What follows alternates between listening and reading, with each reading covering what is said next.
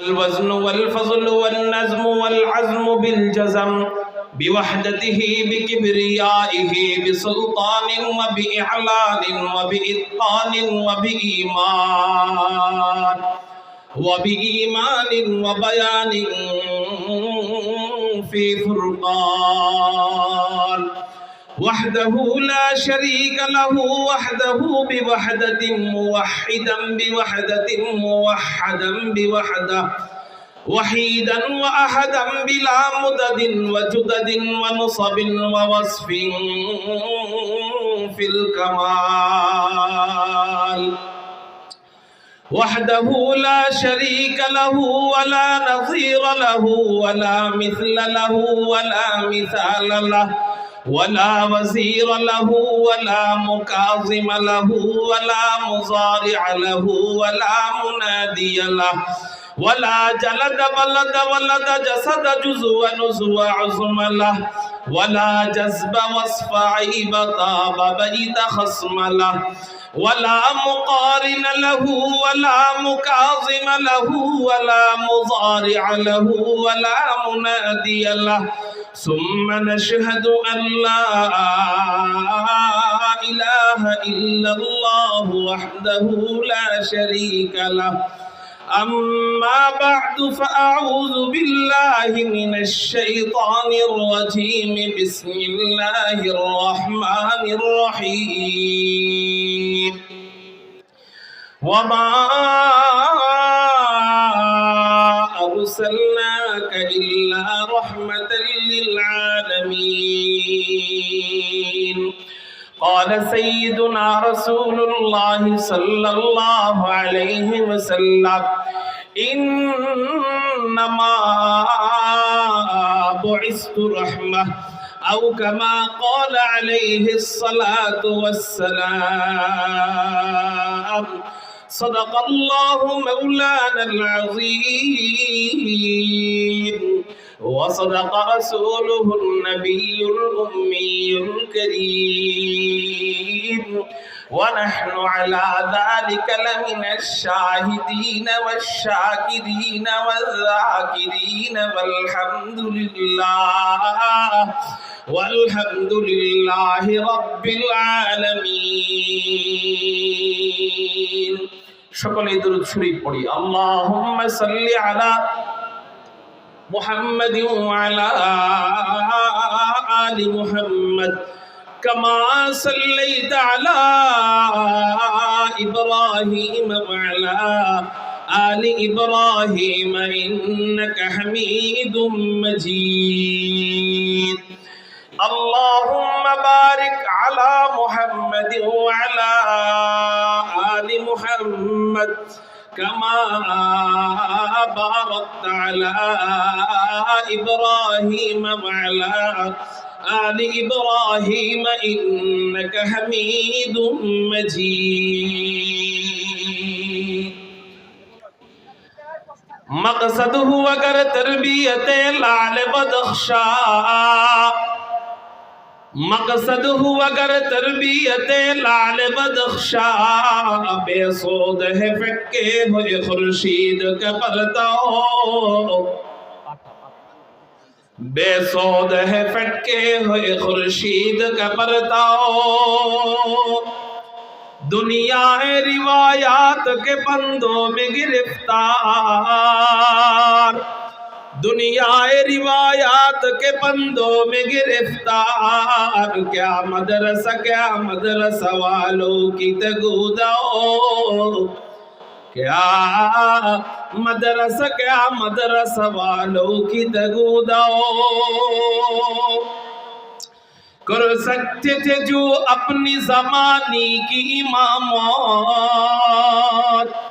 کر سکتے تھے جو اپنی زمانے کی امامت وہ کہو نہ دماغ اپنے زمانے کے پیرو وہ کہو نہ دماغ اپنے زمانے کے پیرو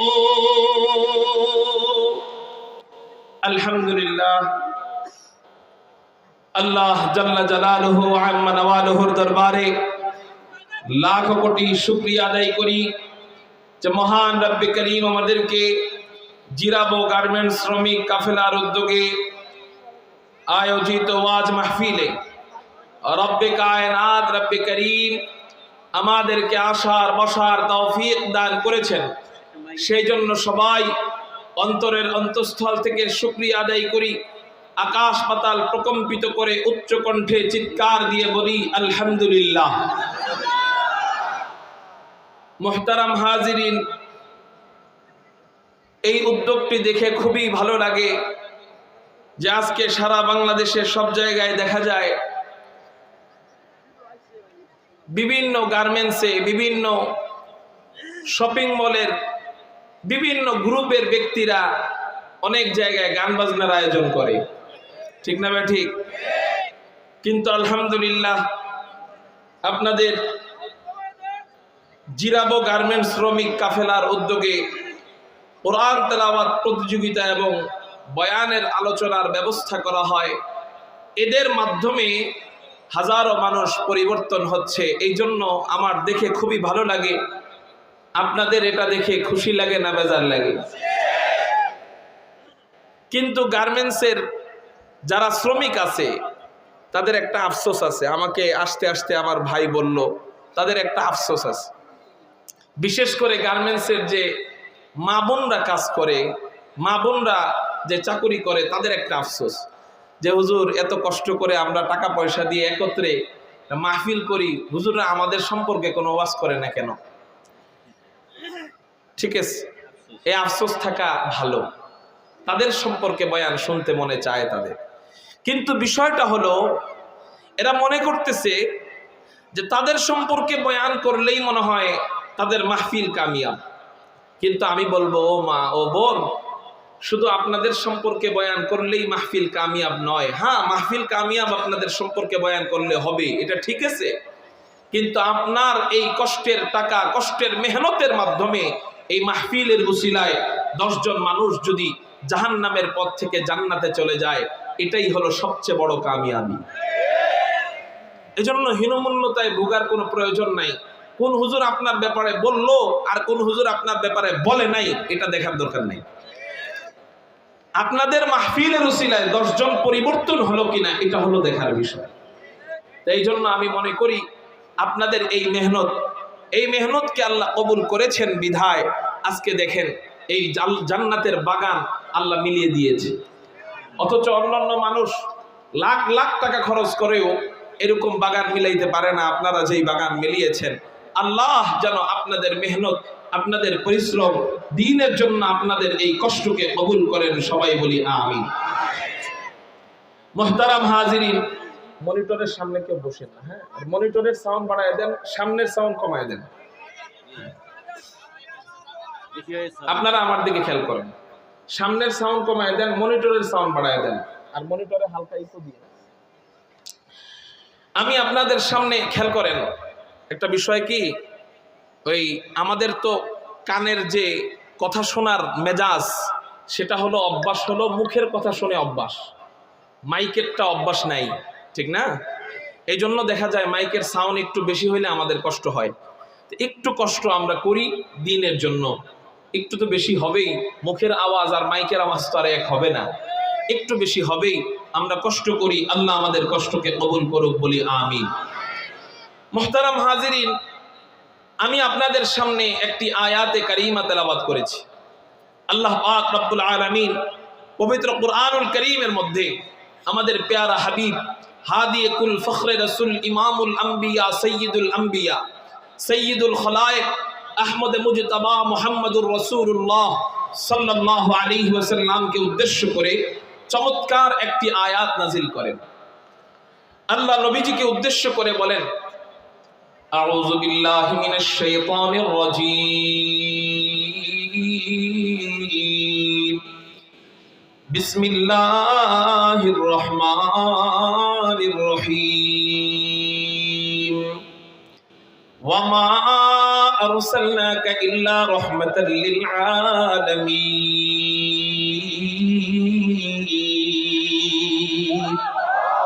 আল্লাহ বলেন, হে রাসূল, আমি আপনাকে গোটা জগতের জন্য, সমস্ত জগৎবাসীর জন্য রহমত স্বরূপ প্রেরণ করেছি। একটু চিৎকার দিয়ে বলেন সুবহানাল্লাহ। আমার নবীজিকে আল্লাহ গোটা জগতের জন্য, গোটা জগৎবাসীর জন্য কি স্বরূপ প্রেরণ করেছেন? রহমত শব্দের অর্থ হলো দয়া। আল্লাহ আমাদের নবীজিকে দয়া স্বরূপ, দয়া দিয়ে পাঠিয়েছেন। কিসের জন্য দয়া? কোন জায়গার জন্য দয়া? সমগ্র জগতের জন্য দয়া। এখন আমি যদি আপনাদেরকে বলতে যাই সব জগতের জন্য আমার নবী কিভাবে রহমত, তাহলে এটা আলোচনা করা সম্ভব হবে না। কেন? আল্লাহ কতগুলো জগৎ বানিয়েছেন একমাত্র ভালো জানেন কে? আল্লাহ কত জগৎ বানিয়েছেন একমাত্র ভালো জানেন আল্লাহ। তবে আমি আজকে একটা জগৎ সম্পর্কে আলোচনা করব। আমার নবী ওই এক জগতের জন্য কিভাবে রহমত, এটা জানার দ্বারা আমরা বুঝে নিব আমার নবী সব জগতের জন্য কিভাবে রহমত। এক ভাত টিপ দিলে সব ভাতের খবর পাওয়া যায়। আমার নবী এক জগতের জন্য কিভাবে রহমত, এটা জানার দ্বারা আমরা বুঝে নিব সব জগতের জন্য কিভাবে রহমত। সেই এক জগৎ কোন জগৎ? যেই জগৎ সম্পর্কে আমি আলোচনা করব, সেই জগতের জন্য কিভাবে নবীজি রহমত। সেই জগৎ হলো জগতের মধ্যে সর্বশ্রেষ্ঠ জগৎ, জগৎবাসীর মাঝে সর্বশ্রেষ্ঠ জগৎবাসী মানব জগৎ। জোরে বলেন কি জগৎ? আমার নবীজি মানব জগতের জন্য কিভাবে রহমত। আজকের আলোচ্য বিষয় হলো আমার নবীজি মানব জগতের জন্য কিভাবে রহমত। এটা বুঝতে গেলে বুঝতে হবে মানুষদের মধ্যে বিভিন্ন শ্রেণী আছে। যেমন মানুষদের মধ্যে কেউ সাহাবী। দেখেন, আপনাদের মন খারাপ থাকতে পারে যে হুজুর আমাকে সম্পর্কে আলোচনা করে না, আপনারা এর ভিতরে আছেন কিনা দেখেন। মানুষদের মধ্যে বিভিন্ন শ্রেণী আছে।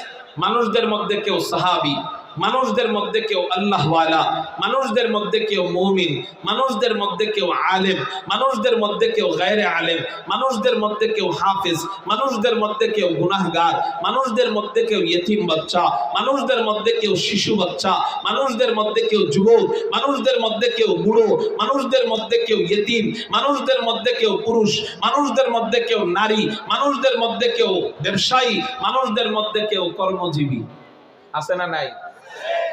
মানুষদের মধ্যে কেউ মুসলিম, মানুষদের মধ্যে কেউ অমুসলিম, মানুষদের মধ্যে কেউ পিতা, মানুষদের মধ্যে কেউ মাতা, মানুষদের মধ্যে কেউ সন্তান, ছেলে সন্তান, মানুষদের মধ্যে কেউ মেয়ে সন্তান।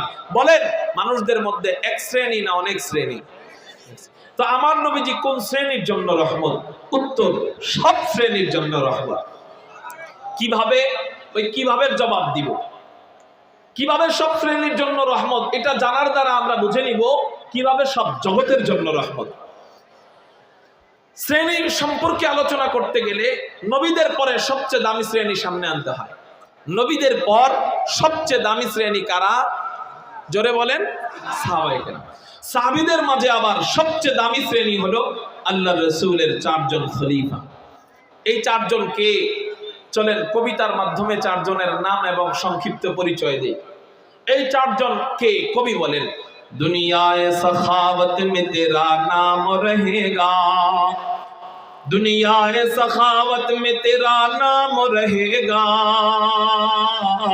সিদ্দিক তেরা নাম সে ইসলাম রহেগা। আপনাদের জবান আছে নাকি বলেন? জবান আছে। মিছিলে গেলে তো রাজনৈতিক সমাবেশে চিল্লাই ঠিকই, কিন্তু আল্লাহর নাম বলতে ভালো লাগে না কেন? আরে আল্লাহর নাম বলতে যে ভালোবাসে, শুনতেও তার মজা লাগে। আল্লাহ আল্লাহ क्या मजा मुर्शिद के मैं खाना में है, अल्लाह अल्लाह क्या मजा मुर्शिद के मैं खाना में है, दोनों आलम की हकीकत एक पैमाना में है, दोनों आलम की हकीकत एक पैमाना में है। আমার যেন আর বলা লাগে না, শুধু ইশারা দিব, ইশারা ইশারা দেখতে দেরি হবে, আল্লাহর নামের স্লোগান চিৎকার দিয়ে বলতে দেরি করব না। এই সাউন্ড আপনাদের থেকে চাই, পাবো তো ইনশাআল্লাহ। নবীজি এই হলো চার খলিফার মধ্যে এক নাম্বার।